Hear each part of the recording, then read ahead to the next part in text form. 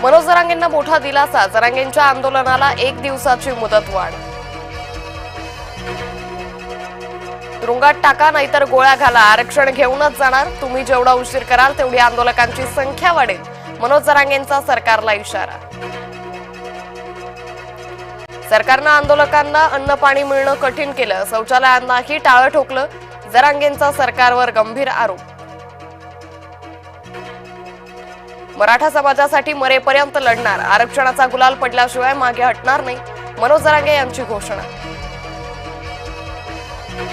उच्च न्यायालयाच्या निर्देशानुसार प्रशासन कार्य करणार, जरांगेंच्या आंदोलनावर मुख्यमंत्री फडणवीसांची प्रतिक्रिया. जरांगेंकडून हायकोर्ट आणि जरांगेंच्या अटींचं उल्लंघन, अघटित घटना घडून काहीतरी विपरीत करण्याचा डाव, गुणरत्न सदावर्तेंचा जरांगेंवर गंभीर आरोप.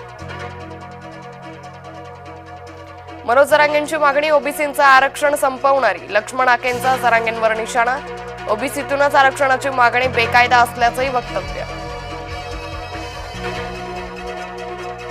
आरक्षणाला धक्का लागला तर ओबीसी रस्त्यावर उतरेल, बबनराव तायवाडे यांचा इशारा.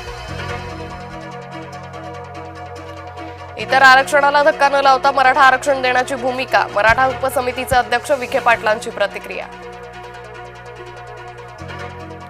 अन्य समाजाचं आरक्षण काढून मराठ्यांना देणं अयोग्य, सरकार सर्व समाजाच्या मागण्या मागे घेतील, महसूल मंत्री चंद्रशेखर बावनकुळे यांचं वक्तव्य.